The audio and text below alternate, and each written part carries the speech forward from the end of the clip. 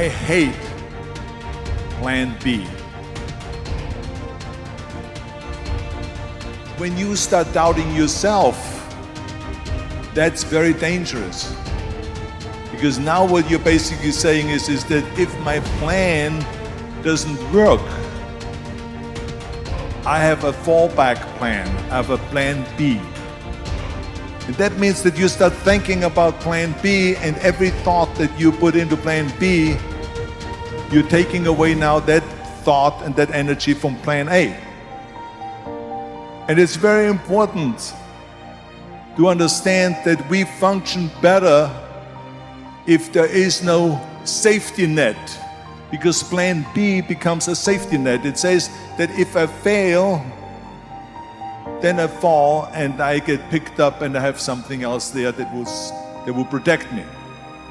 And that's not good, because people perform better when there's no safety net. People perform better in sports and everything else if you don't have a plan B. I'm telling you, I've never ever had a plan B. I made a full commitment that I'm gonna go and be a bodybuilding champion. I made a full commitment that I'm gonna be in America.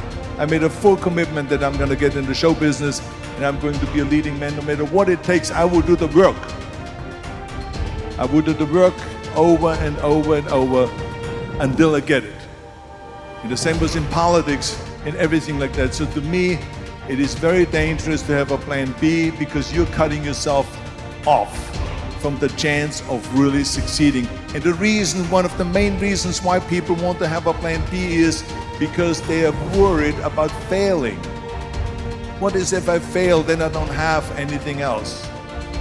Well, let me tell you something, don't be afraid of failing, because there's nothing wrong with failing. You have to fail in order to climb that ladder. There's no one that doesn't fail. Michael Jordan said in one of his interviews, when they said, "You're unbelievable, you're the greatest basketball player of all times." And he says, "Well, you're just mentioning the successes."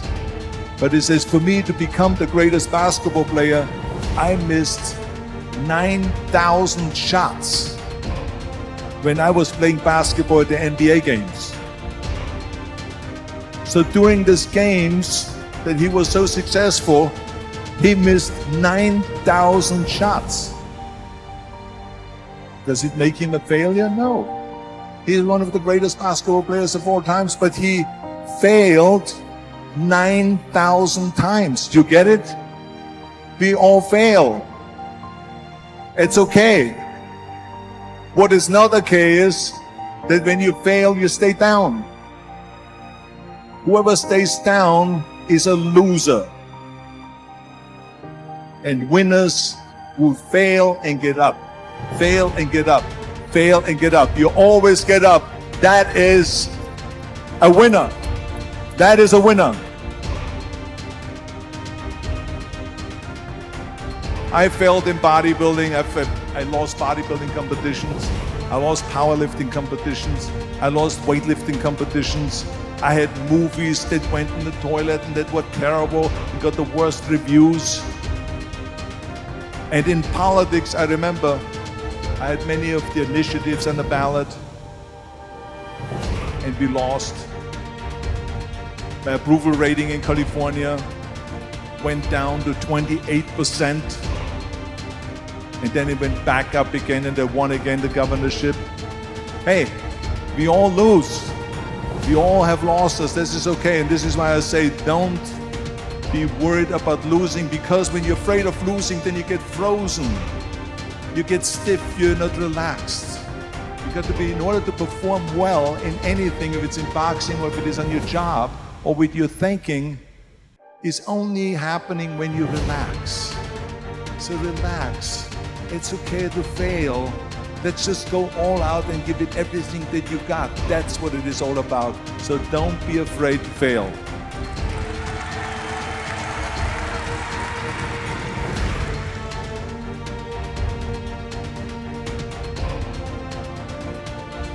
This is one of my 6 rules to success. You can only feel complete as a person if you think about what can you do for your fellow member around you that maybe needs help. I felt like that everyone has a different motivation why you get into that. I was an immigrant going to America, and I saw how America was the most generous country in the world. I mean, they opened up their arms to me, they helped me, they invited me for Thanksgiving dinner. The people, they brought me, the bodybuilders in the gym brought me plates to my apartment because I had no plates, I had no silverware, I had no bedware, I had no pillows, I had no blanket, I had no TV, I had no radio, I had nothing. They brought it to my apartment. They helped me. And I saw that firsthand, this generosity in America. And I said to myself, as an immigrant that is being embraced with open arms, that I need to go and make sure that I give something back. I'm a bodybuilder, what can I do? But then I realized, when I saw Special Olympics, that I can help and train Special Olympians. And so we started getting involved in Special Olympics, and in no time, I proposed to them to start powerlifting in Special Olympics. To have deadlift, which was a safe thing to do, and to have bench press, which was a safe thing to do. And it became the #1 sports in Special Olympics, powerlifting. They always have a packed hall of 5,000 people. And I became the national trainer and the international trainer of Special Olympics.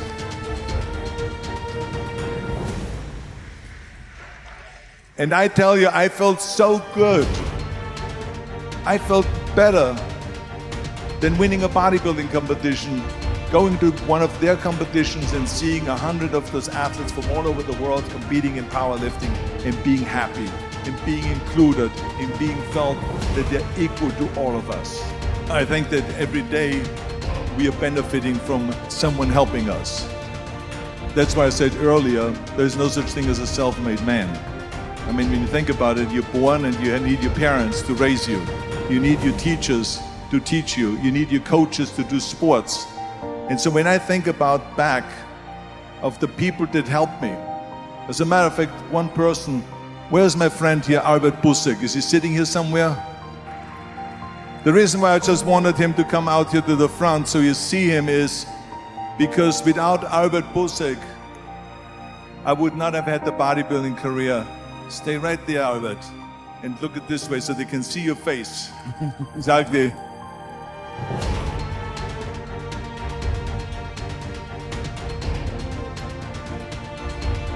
Albert Busek was the one, for instance, just to give you an example, out of the thousands and thousands of people that helped me, Albert Busek was one of them that helped me to translate into English so I could fill out my entry form for the Mr. Universe contest. And then he flew with me to London to the Mr. Universe contest. He gave me the opportunity to come to Munich and to be the trainer in the gymnasium on the Schillerstraße 36. It was a fantastic gymnasium. He was an extraordinary friend that took thousands and thousands of pictures since then and helped me in every one of the competitions and everything, was a huge supporter. But this is the kind of people that you need. We need help. We need help. I remember that everything I did always needed help. Think about it when someone says, Arnold, you're the greatest self-made man. I said, you can call me anything you want. You can call me Arnie, you can call me Schwarzi, you can call me Terminator, you can call me Governator, but don't ever call me self-made man. I said, because I did not get to that point by myself. I mean, think about just to be successful in the movies. How are you going to be successful in the movies without having an audience? The only one that makes you successful in the movie is the people that go to see the movie. So how can you say to your self-made man when you need millions and millions and millions of people all over the world to go and see your movie, so people, then the press looks at it and says, this guy is a big box office success. It's the people. It's you.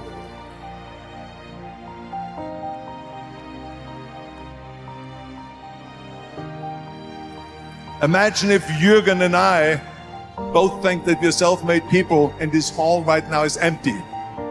No one here. Do you think this will be a successful conference? No.